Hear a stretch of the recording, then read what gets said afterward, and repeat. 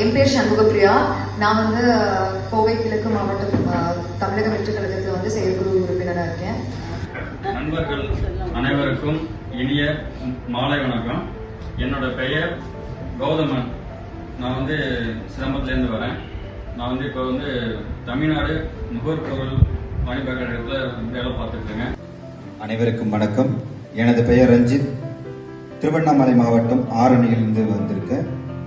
நான் அவர் vigilance council of இந்தியாவின் மாநில இயக்குநராக செயல்பட்டுக் கொண்டு வருகின்றேன். கரூரில் இருந்து வருகிறேன். எனது பெயர் பாலாஜி. நான் திராவிட முன்னேற்ற கழகத்தின் இளைஞரணி அமைப்பாளராக, கரூர் பகுதி கழக அமைப்பாளராக பதவியில் வகித்து வருகிறேன். அனைவருக்கும் இனிய மாலை வணக்கம். எனது பேர் அம்பேத் வளவன். நான் வழக்கறிஞராக இருக்கிறேன். விடுதலை சிறுத்தை கட்சியில ஆலங்குடி சட்டமன்ற தொகுதி திருவரங்குளம் ஒன்றிய செயலாளராக இருக்கிறேன். அனைவருக்கும் மகிழ்ச்சி கலந்த வணக்கம். என்னுடைய பெயர் எம் ஆண்டன் ரோஃபஸ். திருநெல்வேலி மாவட்டம் வண்டியூர். காமராஜர் கண்டெடுத்த, அவர் தோற்றுவித்த தேசிய ஸ்தாபன காங்கிரஸ் கட்சியினுடைய தமிழ்நாடு மாநில பொதுச் செயலாளராக பணியாற்றி வருகிறேன். எனது பெயர் சிவகுமார். நான் நாகர்கோயிலிருந்து வருகிறேன். நான் வானொலி நிலையத்தில் பகுதி நேர அறிவிப்பாளராக பணியாற்றி. என்னுடைய பெயர் பிரசாந்த். கள்ளக்குறிச்சி மாவட்டம், சங்கராபுரம் வட்டம், ராஜபாண்டலம் கிராமம். நான் விவசாயம் சார்ந்த தொழில் செய்யறேன். தமிழக வெற்றி கழகத்துல விவசாய அணியில பயணிக்கிறேன். நான் பாண்டிச்சேரி பக்கத்துல கிருபாம்பக்கம் என்ற ஊர்ல தான் வரேன் சார். நான் அந்த பாண்டிச்சேரி ஸ்டேட் கோஆபரேட்டிவ் பேங்க்ல ஃபர்ஸ்ட் ஸ்டாண்டா ஒர்க் பண்றேன். அனைவருக்கும் இனிய மாலை வணக்கம். நான் உங்கள் ஈஸ்வரமுத்து திருப்பூரிலிருந்து. என்னுடைய பேர் சித்தரசன்.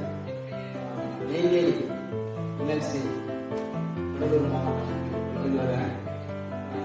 ஆசிரியர் பணியில் கடந்த பேர் ராஜசேகர், சதன் ரயில்வேயோட கமர்ஷியல் ஆபீசர். என் பெயர் ஜே சிவகுமார். நான் விழுப்புரம் மாவட்டத்திலிருந்து வருகின்றேன். என்னுடைய பணி அனுபவம் ஆசிரியராக பணிபுரிகின்றேன். என்னோட பேர் உதயகுமார். நான் திருப்பத்தூர் மாவட்டத்திலிருந்து இந்த பேச்சுக்கலை பயிற்சிக்காக வந்திருக்கேங்க. நான் புதுக்கோட்டை மாவட்டம் ராணிபுரத்திலிருந்து வரேன். நான் விடுதலை சிறுத்தை ஒன்றிய செயலாளராக இருக்கேன். தனசேகர் சார் இன்னைக்கு நம்மளுக்கு கோச்சிங் கொடுத்திருக்காரு. ஒரு செகண்ட் கூட நாங்க சிரிக்காத நேரமே இல்லை. இவ்வளவு ஒரு உற்சாகத்தோட புரிய வச்சாரு.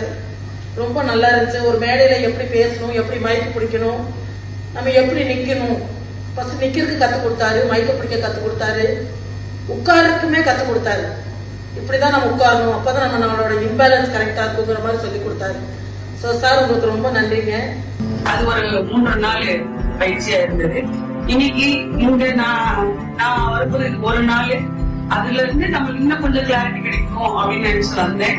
ஆனா 3 நாள் பயிற்சி ஈக்குவலான்னு சொல்ல முடியாது, அதை விட அதிகமாகவே ஒரே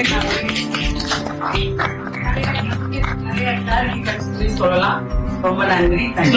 பேச்செல்லாம் கூட ஒரு நாள் பற்றி இடைப்பட்டு ஒரு கேஸ் விட்டு போனா அவங்க அடுத்த மேடையில இருந்தப்ப அந்த முதல் மேடை பாத்தீங்கன்னா அந்த நான் பாம்புக்கு வரதுக்கு ஏதாவது பேச்சு சட்டை எடுத்தது ஒரு முதல் 5 நிமிஷம் கொஞ்சம் தடுமாற்றம் இருக்கும். அந்த தடுமாற்றம் ஏற்கனவே ஒரு பேச்சு பயிற்சிக்கு போனா அந்த கொஞ்சம் ஒரு தடுமாற்றம் கொஞ்சம் தடுக்கப்பட்டுச்சு.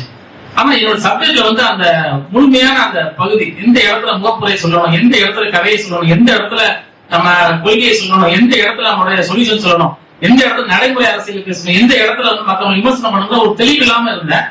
ஆனா அதுக்கு பியூரா இப்படிதான் எடுக்கணும் சப்ஜெக்ட், இப்படிதான் இந்த இடத்துல இந்த விஷயத்த சொல்லணுங்கிற அந்த ஷார்ப்னஸ் எனக்கு வந்துருச்சு. புதிய கோணத்துல புதிய மனிதர்களை பார்க்கறோம், புதிய கோணத்துல புதுசா எதுவும் கத்துக்கப்புறம் அந்த எக்ஸ்பெக்டேஷனோட வந்தேன்.